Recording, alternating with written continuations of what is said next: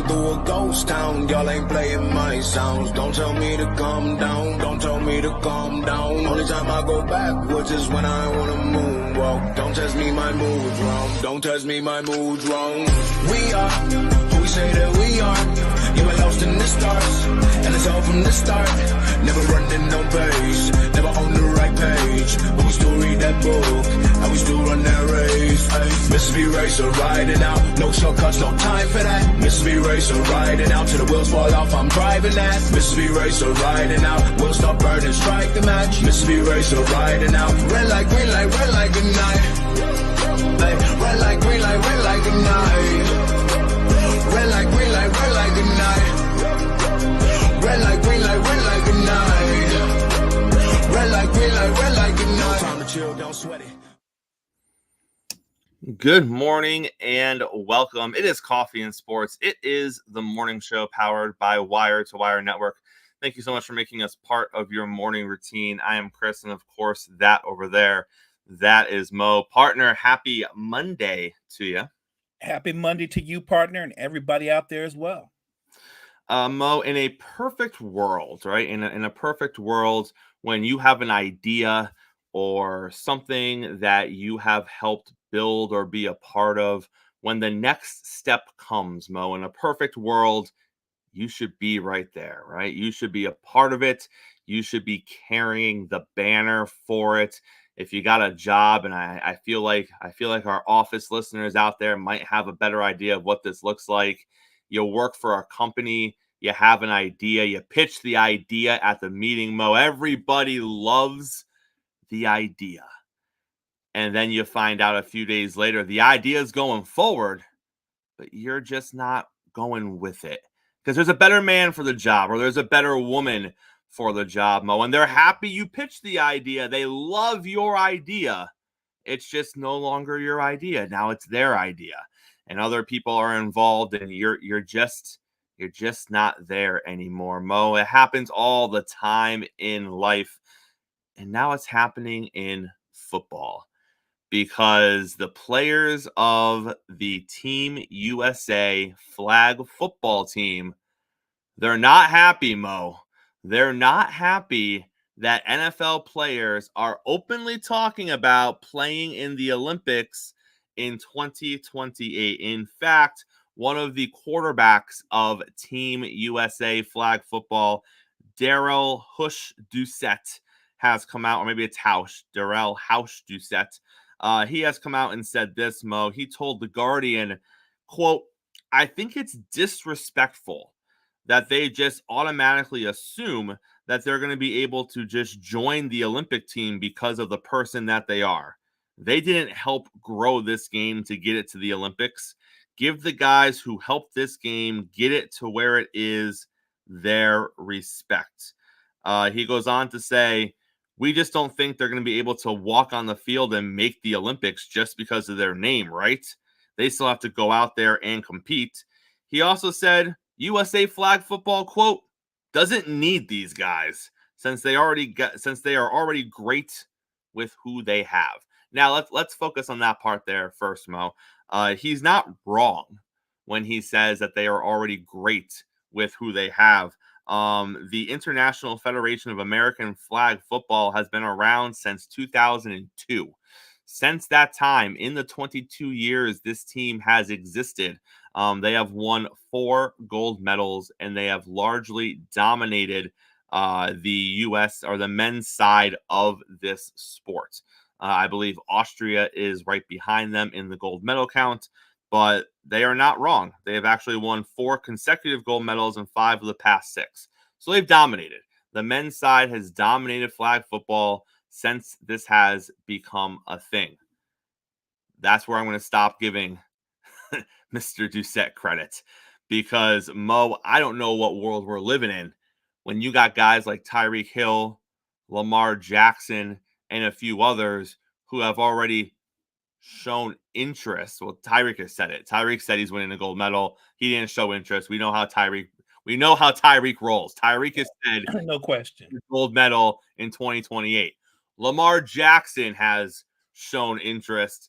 People are backing Lamar. They think that he should be the quarterback of the team, given his skill sets. And I'm sure there are a handful of other NFL players that are going to be interested as well when it comes around in 2028. Mo, I get it. These gentlemen have built this league since 2002. Now, I would argue, and I don't know the history of the league, but looking at a photo of Mr. Doucette over here, he looks to be in his mid to late 20s. And given the fact this league has been around for 22 years, Mo, I think it's a fair statement that he hasn't built it from the ground up. I don't think he's been there since day one playing quarterback in this league. I think he has come in and he has helped continue to build the lead and get it the opportunity at the Olympics that it's going to have in 2028. But Mo, at the end of the day, is this not just one of those, thank you, we appreciate you, but there's better names for the job types of situations? Let's look at the women's basketball team for Team USA. Is this not a very similar situation?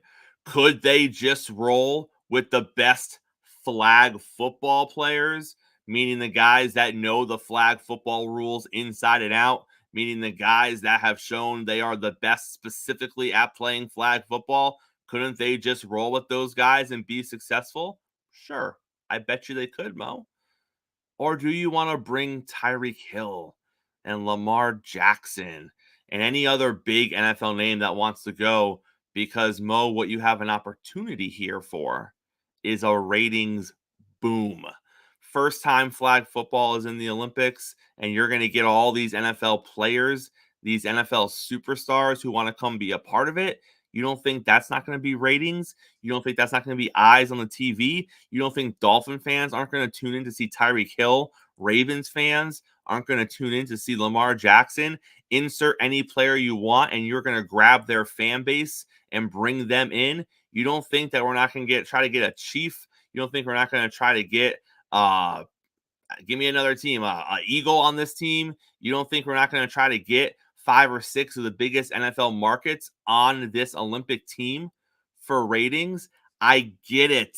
I get it, Mr. Doucette. You did the work, and they're coming in. They're going to take all your glory. And after the Olympics, when all these NFL players are gold medalists, no one's going to watch flag football anymore. I understand. It sucks. It is what it is. But, Mo, isn't this just one of those situations? And won't adding NFL players draw more attention to flag football? It should. Potentially maybe even grow its audience. And you made an earlier point that he's talking about, well, these guys just think they can come in and compete and win jobs. Well, right. That's what it comes down to, right? Competition. They can, though. Well, yeah. No offense. They can. Well, they right. I mean, yes. But I mean, that's a great point, though, right? Like, if it's about competition, I thought we always send our best, right? Isn't that the line? You send your best. So, well, look, and let me keep this 100%. I do not know the history of flag football. Honestly, I didn't even know there was like a flag football association. I mean, I knew people played it, but I didn't know it was a thing. That if somebody came up to me and said, Mo, do you know who the leading passer in flag football history was? I'd be like, I didn't even know there was a history or that they kept stats for flag football.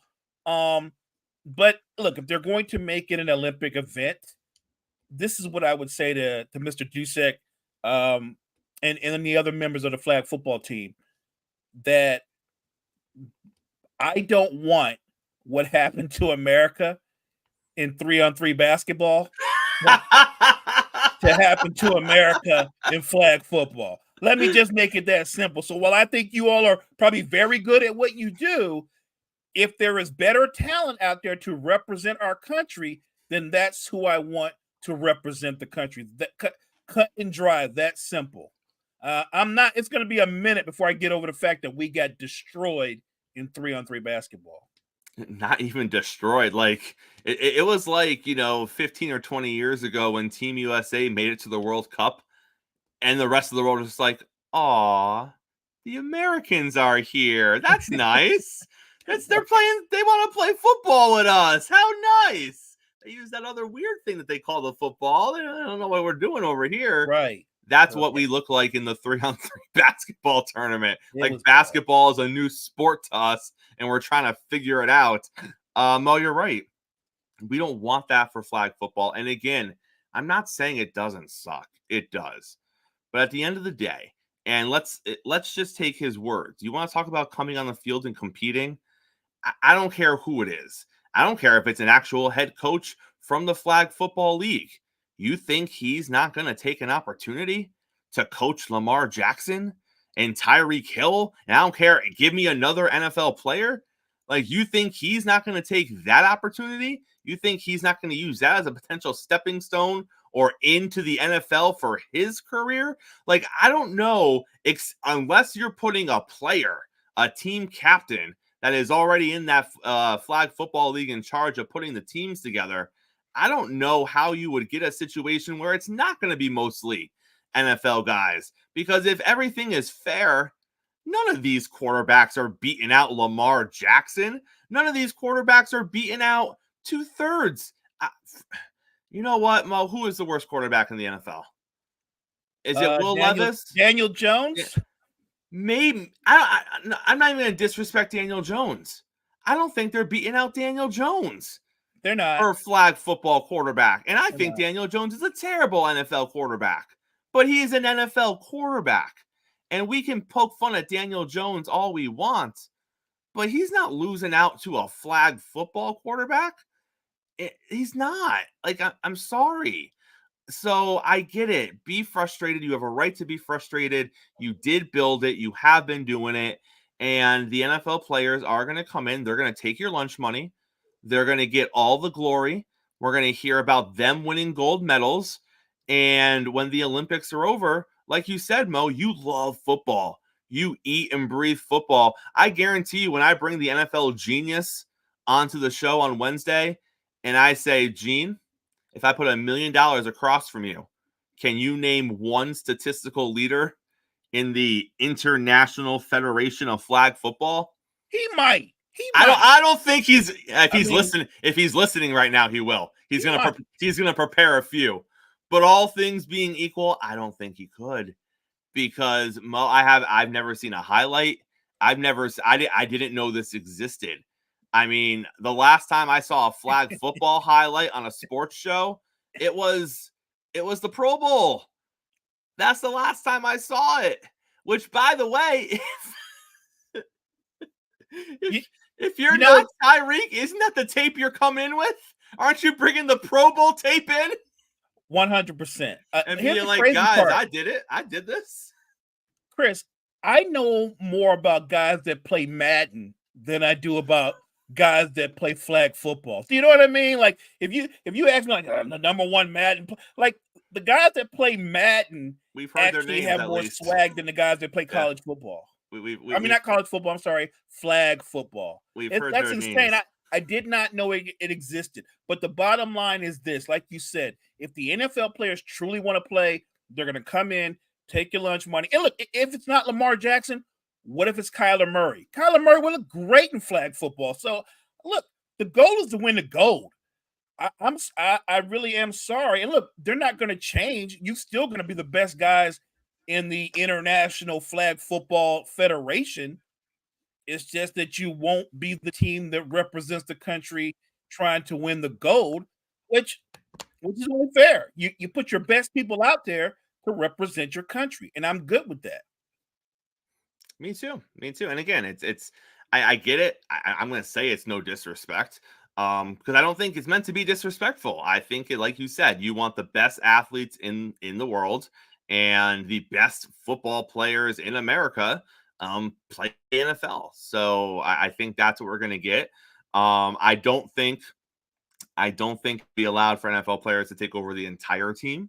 I think you might see a couple of the best players in the Flag Football League remain on the team, because you don't want the bully story, right?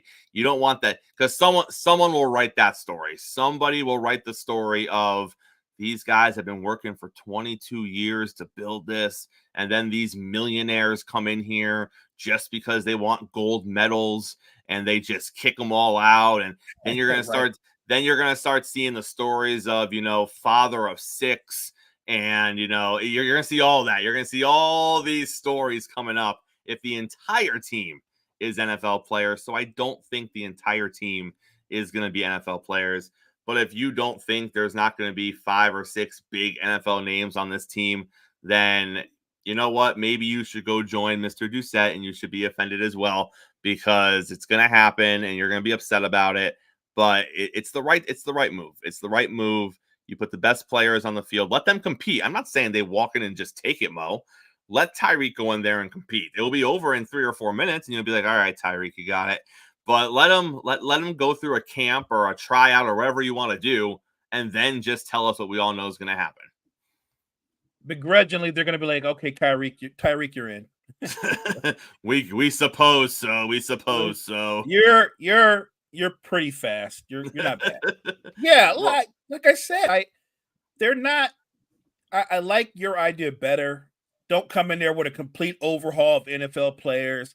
I think a good blend. And look, a lot of those guys who've been playing flag football for years and years know the ins and out of flag football. So I guess the very best of the best would still be on the team. And that makes sense to me. What you don't want, you're right, 100%. You don't want this the story of John Davis, who'd been playing flag football for almost 19 years. He bagged groceries, drives an Uber, and then these guys come in and take his position. This was his one shot. Yeah, that's ugly. So we don't want that at all.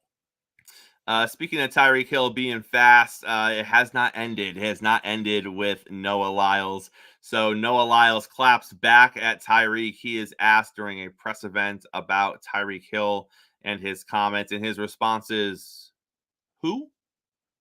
Is that the cheetah guy? He called him the cheetah guy, Mo. He called him the cheetah guy.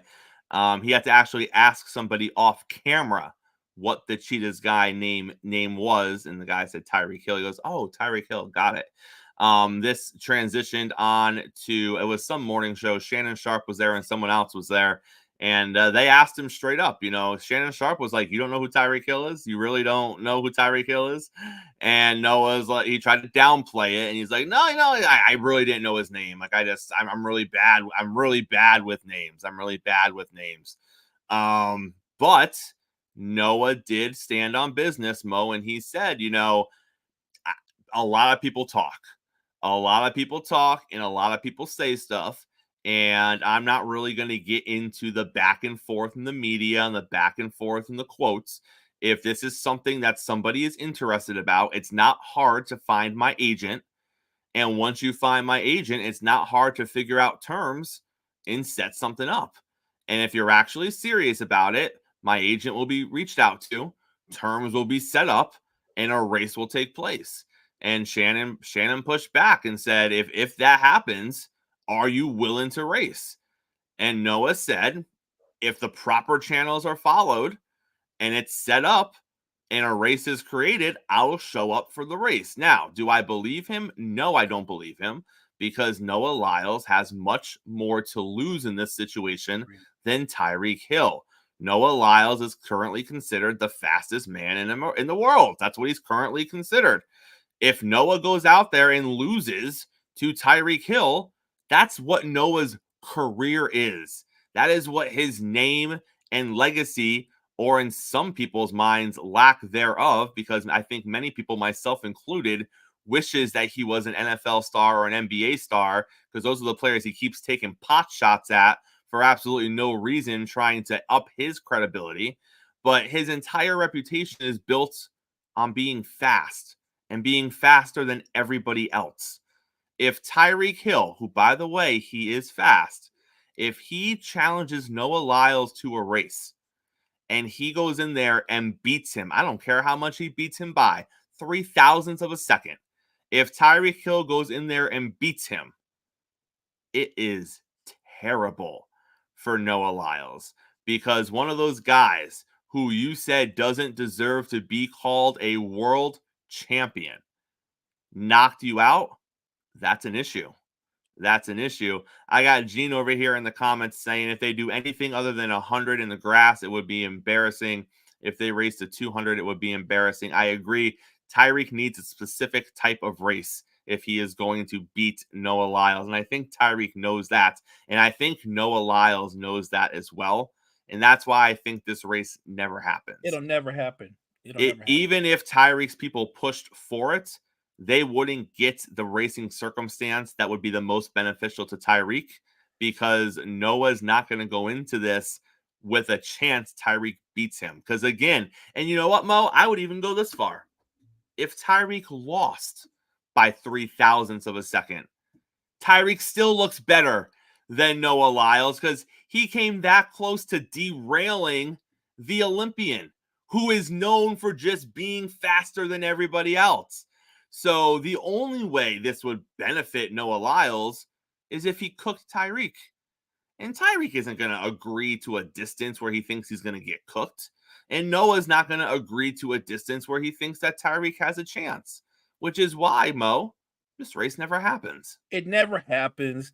If they ran a 200 on a flat track, yeah, Noah Lyles would smoke Tyreek Hill. If they ran 100, that he might smoke him. But if you run it on grass, 100, I'll go you another one. What if they ran a 60-meter run? I think that would favor Tyreek Hill because of his start. No, this race will never take place because if you listen to Noah Lyles' words, if the proper settings and all the arrangements, everything would have to be tailored to Noah Lyles winning to perfection. And even then, his agent is going to say, why risk it? Why risk it? You have nothing to lose. If you never race this guy, nobody will ever say he's fat. It'll just be a what if, but they'll never say that he could beat you outright. Why would you risk this? This race will never take place. And as it was pointed out in the chat, Noah is a historic slow starter. So he isn't going to go a short distance race for Tyreek because he knows that he needs a little bit to get going. Tyreek, like you said, he's a quick starter. He is going to be out of the gate faster than Noah is going to be. So the shorter the race is, the more it benefits Tyreek Hill. Again, it's a lot of posturing right now. They both have said they're open to it. They both have said they want to do it. But that's a lot different than actually putting pen to paper, coming to the terms. Let's not even forget this, Mo. You know Noah wants to get paid. You know he wants to get paid for this. Now, I'm sure Tyreek wants money too. I'm not going to sit here as a Dolphin fan and be like, this isn't about the money for Tyreek Hill. I'm sure it is. I don't know Tyreek Hill. But, Mo, I bet you he would do it for a lot less money than Noah. And there might even be, if Tyreek likes the circumstances, I don't think pay would be an issue for Tyreek Hill. Because a chance to go out there and beat Noah, that might be all Tyreek needs. That might be all Tyreek needs to feel good about himself. And because what's going to happen when you got a defensive back lining up across him? Hey, did you see my race against Noah? I beat a gold medal. Like, Tyreek talks some of the best smack on the field. He talks Madden smack on the field. When he beats players in Madden, he talks that smack on the field. You don't think he wouldn't bring this on the field? But Noah, I think Noah would want to get paid. I think Tyreek Hill would just be content knowing he beat Noah Lyles. I think Tyreek Hill would go out and get his custom-made built world heavyweight belt and walk around with it. Fastest man alive. Right. You know it. I know it. He would rock that every place he goes. Every interview he would get. Thank you, Noah, for showing up. He would milk this forever in a day. Again, because of the ramifications, we as fans would love to see it. I think it's one of those we'll never see it. Mo, in quarterback news, a starting quarterback has finally been named for the Las Vegas Raiders, and that is Gardner Minshew. Gardner Minshew is going to take over the starting role as the quarterback. We projected this coming into camp. We projected it coming out of camp. And now it is the situation.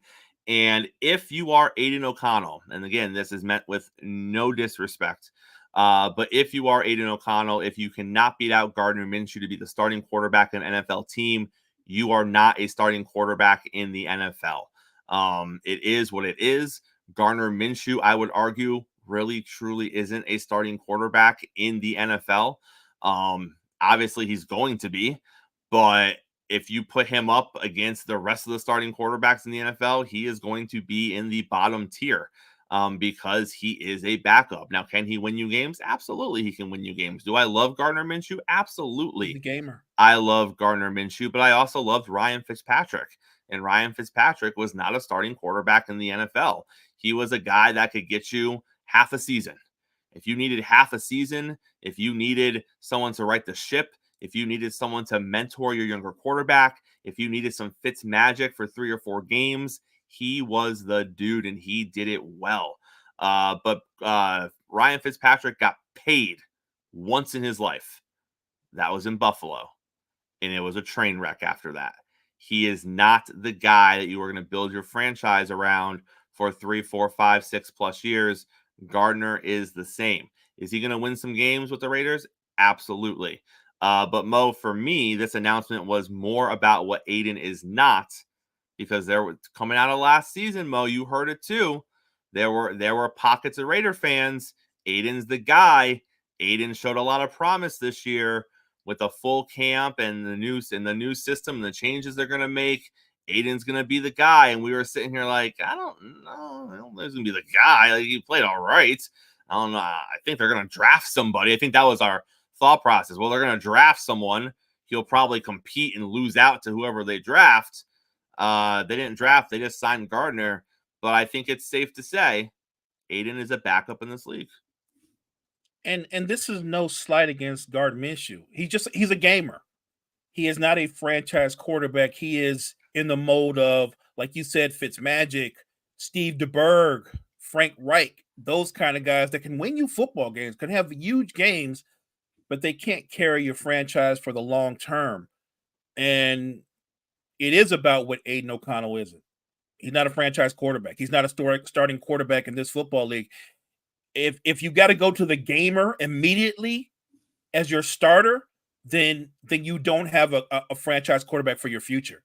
I love Gardner Minshew because he's a gamer, but gamers, they kind of move around a lot because even franchise recognize as much as they appreciate them. In a perfect role, Gardner Minshew would be your backup quarterback. If he's your starter, the amount of success going forward your team could have it's limited. That's just the reality of it. And again, I like Aiden, but it's just one of those things. And they will probably draft a quarterback in the upcoming draft. And Gardner's time is going to be limited as well. He'll start this season. As long as he's not terrible, he should finish the season. And he might even start next season until the rookie quarterback is ready to go. He knows. I'm sure he knows the situation. But I think he's probably going to make the most of it.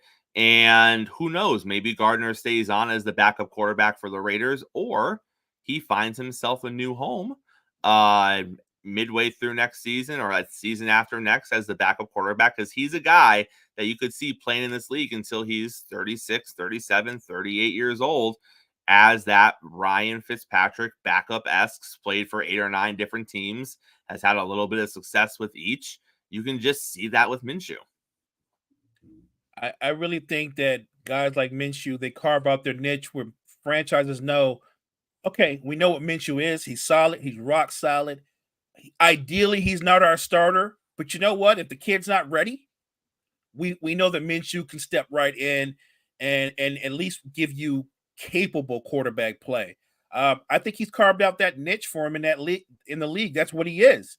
The question, though, going forward is, if you can't beat him out, what is Aiden O'Connell's niche? What are you going to be? Because if you have you reduced yourself to a backup quarterback? Let's talk a little bit about some week 2 preseason things, Mo. We're going to start with the Patriots and the Eagles game. Like we said last week, scores don't matter in the preseason. We are just looking at what we see on the field. And if you are a Patriots fan, Mo, you feel better. You feel better after preseason game number 2 because they allowed Drake May to play, and he looked good. Again, it's just the preseason. We're not going to put a bunch of stock into it. But you were a little concerned coming out of preseason game 1. He didn't get a chance to do much, and the things he did get a chance to do, granted, it was bad weather. He didn't look really great at. And then you've heard some of the things coming out of camp. But now you look at it and you're like, all right, they're still raw, obviously, still needs a lot of polish. But you look at it and you go, he looked competent at least. He didn't look lost back there. There were 3 or 4 throws where you were like, attaboy, Drake May, attaboy. The team's still not going to be good. The line is absolutely horrendous, and they're one injury away from maybe losing their starting quarterback to an injury because it's already a turnstile to a certain degree on that offensive line.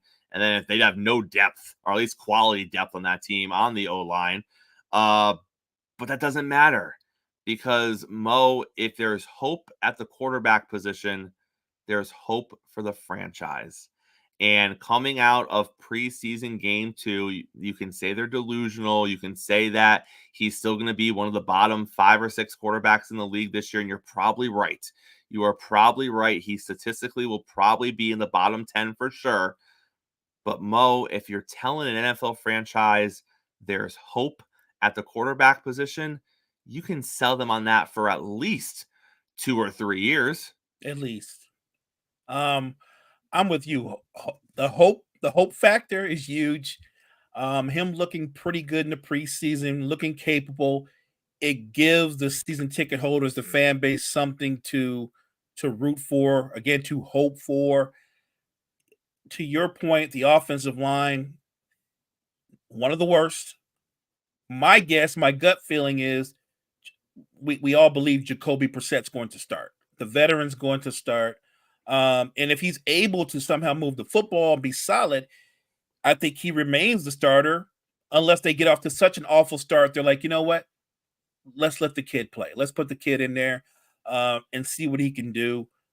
And look, I would be of the opinion if he doesn't play at all this season because the offensive, my concerns would be not that he's going to make rookie mistakes. He's going to do that. My concern would be that he would literally get injured because the offensive line is so poor. All right. So I don't know if I would play him unless Jacoby Brissett is hurt and you're like, okay, you got to go in, kid. But other than that, there's nothing wrong with going old school and going, we're going to sit you for a year. And this offseason, we're going to build up that offensive line. We're going to get some playmakers. We're going to set you up for success. I could see them going that route, and there's nothing wrong with that at all. If you really believe he's your guy, you don't have to rush his process. He can actually learn the game of football on the sidelines, getting to his playbook. I'm good with that. We just talked about hope at the quarterback position. If you are a fan of the Chicago Bears, man, the more you see Caleb Williams play, the more hope you have for your franchise. Mo, I don't know if you saw the preseason game. I believe they were playing Cincinnati, but there was a play where he rolled out on the run and he just threw a dime, 40-plus yards down the field. He hits the receiver in stride. A few plays later, he uses his wheels again to score a touchdown with his legs. There is hope galore in Chicago right now. And again, you don't know, right? This could be a situation where you have a talented rookie quarterback and a bad offensive line. This could be a situation where you have a talented rookie quarterback and things just don't click in real game time situations because all you're looking at in the preseason is vanilla defenses. No one's actually showing you anything on defense that you're going to see in the regular season. So maybe things are okay right now when it's vanilla, and then if it speeds up a little bit, he's like all rookies do, he's going to hit the wall and he's going to be struggling. A lot of things can happen. But Mo, when you're looking at a quarterback, you have to ask yourself, where's the special? Because every quarterback's got it, right? Every quarterback has the special. Lamar Jackson, you look at it, it's the athleticism, it's his wheels, it's the fact that in a moment, he can take a play 40 or 50 yards. The drop of a hat, it's a 40 or 50-yard play for Lamar Jackson, and it can break games open. It can swing momentum. That's the special. You look at Patrick Mahomes, it's his off-schedule stuff. He can extend a play 4, 5, 6, 7, 8 seconds. And when you think he's on his way to the ground, he is on his way to the ground. Somehow he gets the ball out of his hands and it's a big play. Behind the back stuff, across the body stuff, Supermaning it as he's jumping out of bounds. It's the off schedule stuff that is Patrick Mahomes. that's the special. Josh Allen, it's the Superman cape, right? When Josh Allen's in God mode, he can't be stopped. He has a cannon of an arm. He runs. He's built like a linebacker. When he is right and he is playing 10 out of 10, he's got special in him. If you don't have special, there's got to be at least one thing. If you don't have special, you don't have it at the quarterback position. I mean, maybe Jared Goff it might be I don't know if he has anything special. He might be the exception to the rule. Maybe his efficiency is his special. You know what I mean? Maybe he doesn't have the amazing arm, not an elite athlete, but he's very accurate. He's very efficient. I know that's not exciting, but that might be his special. But if you don't have special, you don't have it. And when you look at Caleb Williams, all you see is special, Mo. Every time he hits the field, he does something where you're just like, okay. And it's not just the wheels, because we fall in love with that sometimes. We fall in love with the highlight reel stuff. We fall in love with athletic and mobile quarterbacks. And he does have some of that where when I was watching the game, I was like, oh, okay. But he can also throw it. And he can sling it, and he has the arm talent. Mo, there's special there. If you're a Chicago Bears fan, I'm not saying it's playoff special, but I'm saying it's special. And I see why a lot of the pundits think that the Bears have a legit shot to win the division. They're banking on him being special. If he's everything that he's been built up to be, the Bears are going to be in the hunt to win that division. They really will be. I don't know if I would go that far. And that's not me doubting his ability. That's me just recognizing that I still think that they have some issues in the offensive line, and recognizing as gifted and as talented as he is a rookie. He is a rookie.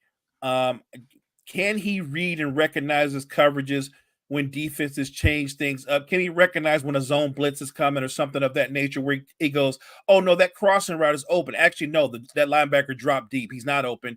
So I don't know. We don't know. But I don't doubt the talent. I'm with you 100%. If we're just talking about his talent, you can see the potential of what he can be because he does have the special. I would tailor my expectations. I'm still, and I think you're where I'm at, of the opinion if they won 7 or 8 games, that's an awesome year for Chicago. I truly believe that. But if they go beyond that, nobody will be more blown away than I am. Mo, one name I want you to put in the back of your head. Put this name in the back of your head. It's John Mechie III, wide receiver for the Houston Texans. There was a lot of buzz around him coming out of Alabama in the 2022 draft, but he had stuff happen. He was diagnosed with leukemia. As a result, he missed his entire rookie year in the NFL. Then he had the torn ACL injury, but he's back with Houston.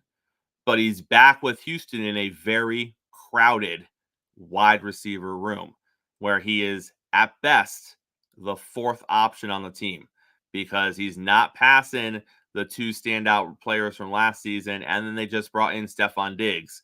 So he is their 4th option. He shined in his preseason game over the weekend.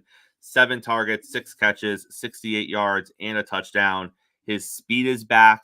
His explosiveness off the line is back. He looks like the player coming out in 2022 that people thought he was going to be. He also looks like a really good trade target. If there is a team out there, Buffalo, I don't know. Pittsburgh.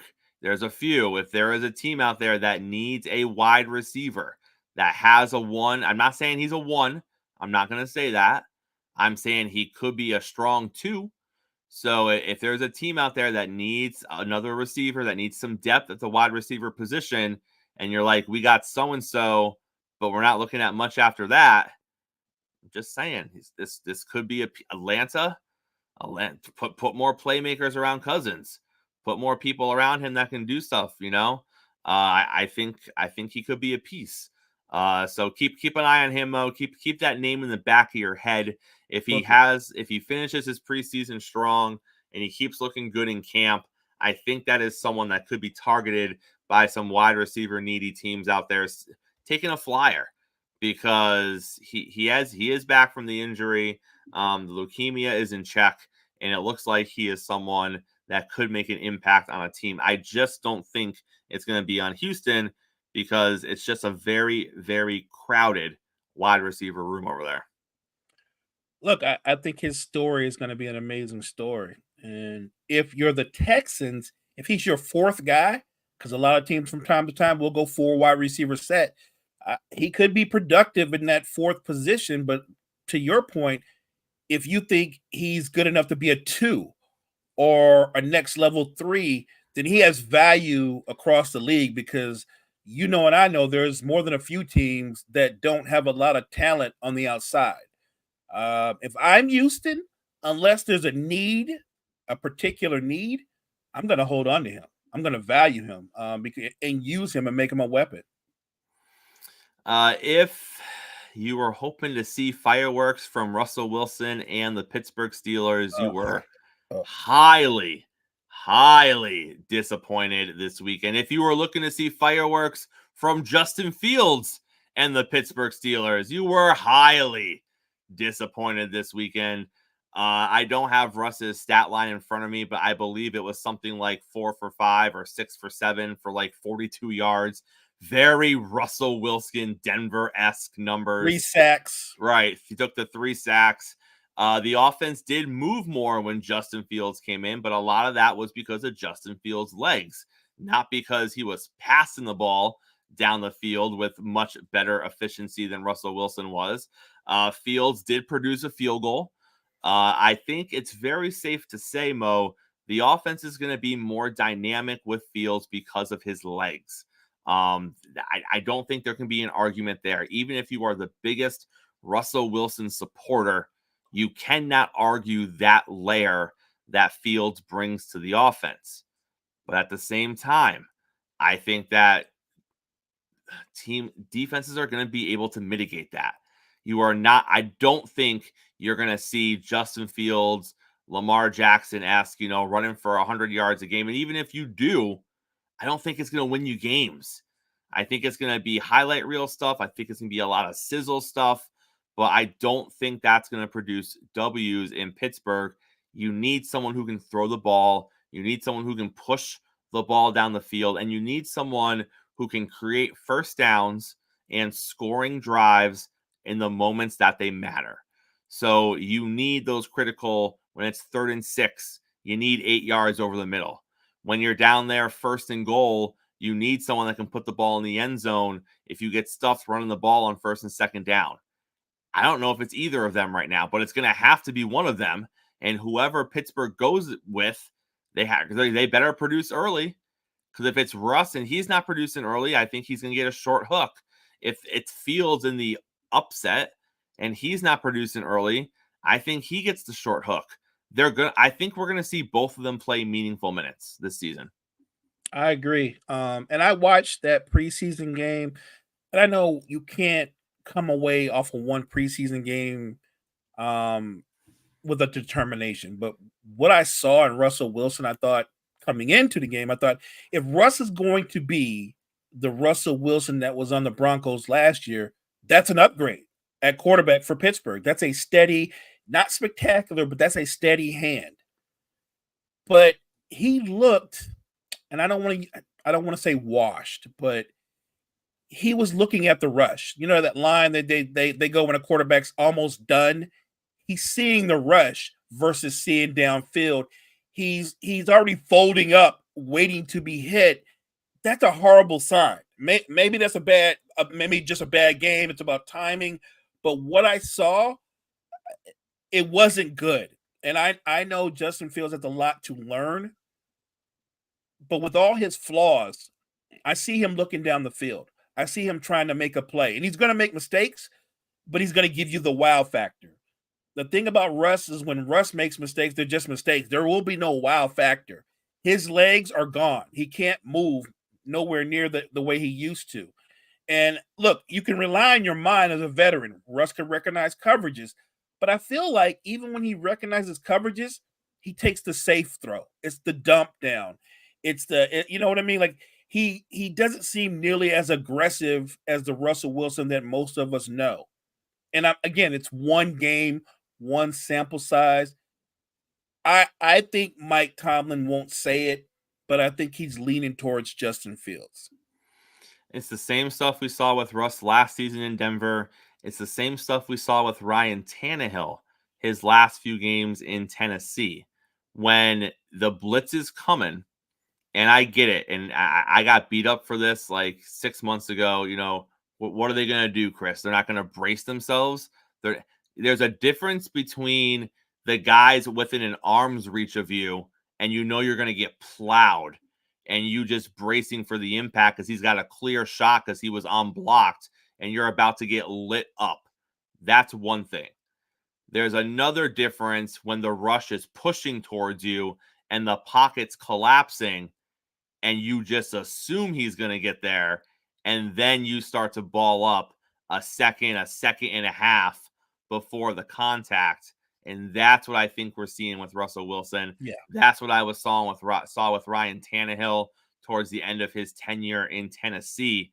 It's they're so aware of the rushes coming that they're not looking down the field. They're looking right at the rush. That's why they're balling up, because they know they're going to get hit. Those other quarterbacks, Mo, you see some of these nasty hits on quarterbacks, and you're like, where's their awareness? Why don't they feel the pressure coming? Well, it's because they're locked in down the field. They're looking down the field. They're locked in on where that ball is going. Yes, you need to have awareness. You need to feel the pressure, and if you can't, it's going to get you hit back there. But those are the guys who are looking down the field. They don't see it because they're not looking at it. They're looking for their crosser. They're looking for their dump off. They're looking to see if the outside guy got behind the coverage. That's where their eyes are. Russ's eyes aren't there anymore. Russ's eyes are right in front of him. And if there's a crosser right in front of him, he'll try to get the ball there. But even then, you see him hold the ball too long and just take the sack. And they're not running stunts in the preseason. They're not running different coverage blitzes in the preseason, Mo. It's line up and go get them. Line up and go get them. We want to see who can beat people one-on-one. We want to see who can beat people when the offensive line knows you're coming right at them, because that's the kind of stuff they're looking for in camp, in preseason games. And Russ is he's already balling up, Mo. I don't like it. And I saw this before. You saw it with Tannehill. I remember what McNabb looked like at the end of his career. He was folding up in Washington, folding up in Minnesota well before the rush got there. Some guys just get to a point where they just start seeing the rush, and you know they're done. You know they'll never be anywhere near what they were. Look, to his credit, and we brought it up over and over, when you look at the job that Joe Flacco did with Cleveland, one of the things that makes Flacco still a viable quarterback is that he still doesn't see the rush. Like, he feels it, but he's looking down the field. He's one of those guys that will stand in there and get lit up to get rid of the ball. Sometimes that happens. And throw a nasty pick. Yeah, well, that sometimes that happens as well, right? But the point is, his eyes are where they should be, focusing downfield. And I just think, looking at Russell Wilson, maybe I'm wrong, maybe I'm not. I just believe he's even more closer to the end than I thought he was. If you're a Seattle Seahawks fan and you're a Geno Smith fan, he better get off to a good start this season, Mo, because Sam Howell is not messing around as the backup quarterback. He was the starter for Washington. He is now the backup in Seattle, and he's looked good this preseason. He has looked like a guy that he could lead that Seattle Seahawks team if he needs to. And I don't know what the distance between Hal and Geno is. I'm not saying that Hal is head and shoulders above Geno Smith. I would put them on the same level, to be quite honest with you, which is why I think if Geno struggles out of the gate, we could see a quarterback change early in Seattle this season. If Geno struggles and Hal steps in, I think Hal's their quarterback going forward. Sam Howell showed a lot of potential when he was with Washington. He can fling the football. Now, we're talking about a younger quarterback. He does have a penchant for sometimes throwing the bad pick here and there, but this is a different offense, a different system. I like the weapons that they have for him as well. And I feel like this is one of those seasons where Geno comes in, even though Geno's been very good in Seattle. I think the margin for error is slim. If they get off to a slow start, no hesitation, Sam Howell will step in. Another backup quarterback who looked good as a backup, say what you want, Mac Jones in Jacksonville. I think he has already solidified himself as the backup quarterback in Jacksonville. I think CJ Beathard, I think, is the other guy he was competing with for the backup role. I think he's already surpassed him as far as what I've seen so far in the preseason. Mo, if Mac Jones is your backup option, it could be worse. I get it. You know, I like Mac Jones more than most. I get it, which is weird because he's a Patriots quarterback. But if that's your backup option, there are many, many worse options around the league than Mac Jones having to start 2 or 3 games for you. I agree. I think that Mac Jones' tenure in New England never set him up for success. Look at all the coordinators that he had. He actually had an offensive coordinator that was a defensive coordinator. Like Two of them. Right. I mean, they did not set him up for success. So look, he's probably a good quarterback. Maybe not a franchise quarterback, but maybe he makes his lot in the NFL as a very good backup. Or he might get another shot somewhere as a starter if he comes in and has to play a couple games and he does well. Obviously, he's no threat to sunshine in Jacksonville, but I'm with you. If you're looking around the league in terms of backup quarterbacks, he might be one of the best in all of football. If you are a fan of the Miami Dolphins, you like Slim Tua. I like Slim Tua. I love me some Slim Tua. Tua played, I believe he played 1 drive. I think he had 9 plays in the drive. He went 5 for 5. He threw a touchdown pass. You know, just Lightman's work out there, Mo. Lightman's work out there. He's lost about 10 pounds. Remember, he bulked up last season for the concussion issue. He took off some of the weight this season so he can move a little better. He's never going to be the guy that's going to run around, nor do the Dolphins want him running around. But he does need to be the guy that can step into the pocket and roll to the left or roll to the right to evade the rush and deliver a timely ball. And he struggled a little bit last season with his breakaway speed when he had to roll to the left or roll to the right. And he looks a lot more comfortable doing it this season. So Tua put in the work against the Commanders, but that's not the story coming out of there. The story coming out of there is the Washington Commanders quarterback, Jaden Daniels.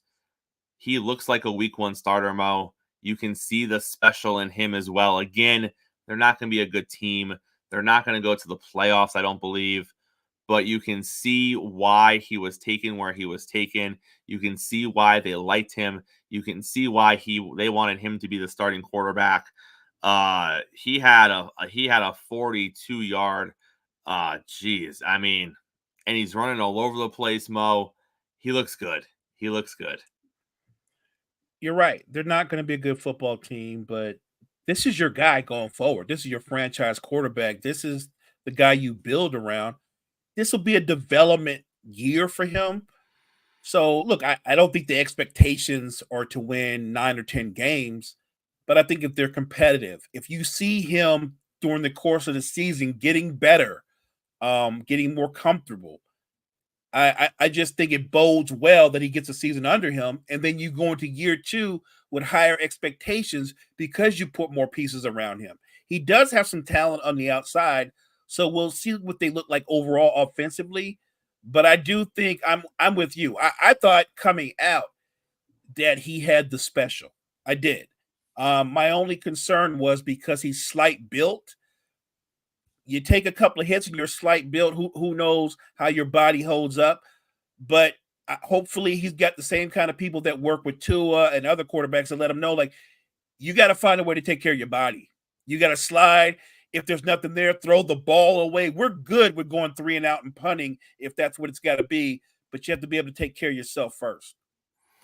Trey Lance has finally thrown a touchdown as a Dallas Cowboy. Cowboys fans rejoice.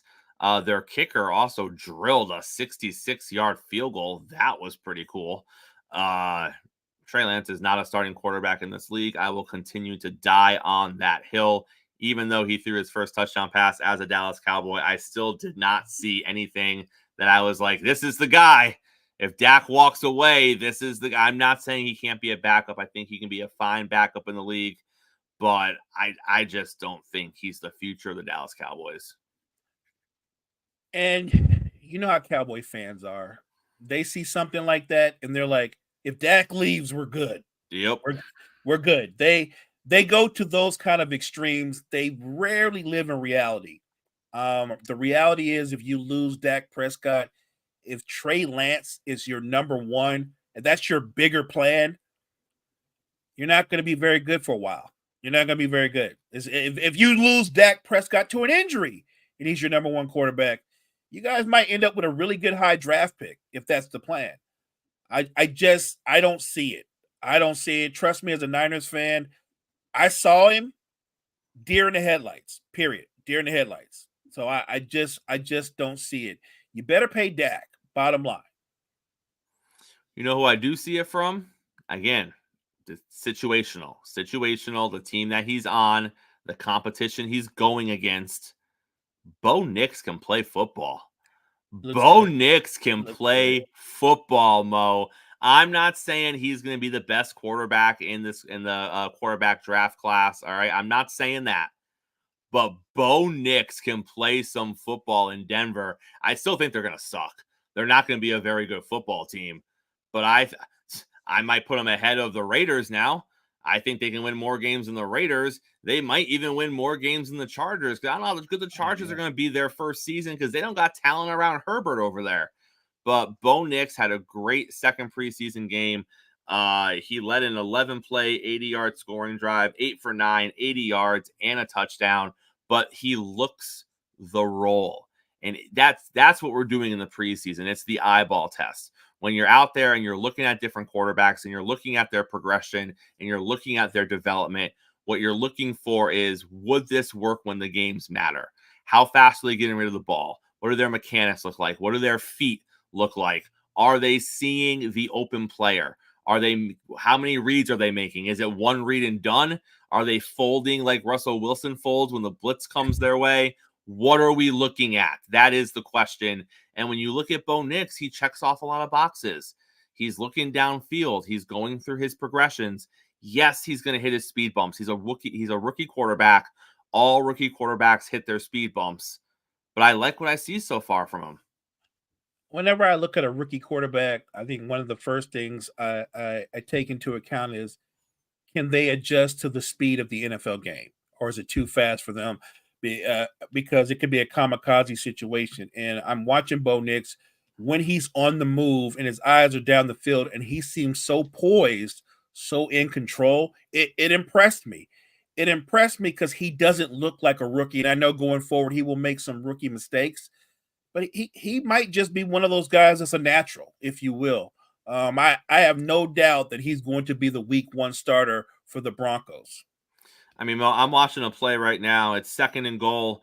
The defender is not covered. He's got a free blitzer in his face from the start of the play. His number one option is the running back coming out of the backfield to his immediate right.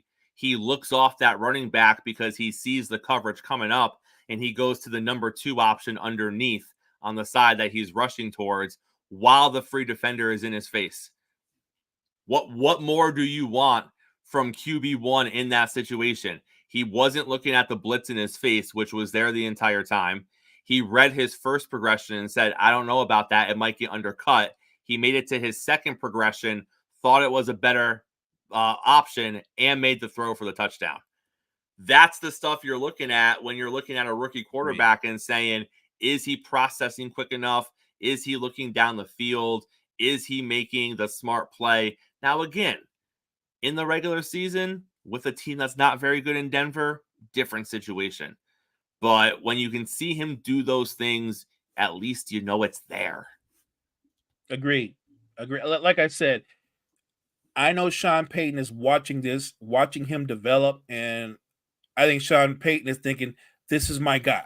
He's he's not Drew. I don't think he's Drew, but he's got some of that. He can kind of make the untimely plays, right? He can pull something out of nothing, and those kind of players, I think they can ignite an offense. They can ignite a team. This is not going to be a good Denver team, No, but the no. same way I feel about some of these other more touted rookie quarterbacks, I feel about Bo Nix. I think the guy is going to be better than a lot of people projected. All right, Mo, take us to a close on a Monday morning, sir. Thank you guys so much for joining us on this Monday. Make sure you check out all the great content we have at Wire to Wire Network. Wire to Wire Network, we appreciate you guys. Hey, we're back here same time, same place tomorrow. JG is going to be joining us at some point this week to talk some Major League Baseball. The NFL Genius and Will be here on Wednesday. Tomorrow, we're specifically talking LeBron James and why the trade to the Warriors did not work out. We now have more information about that.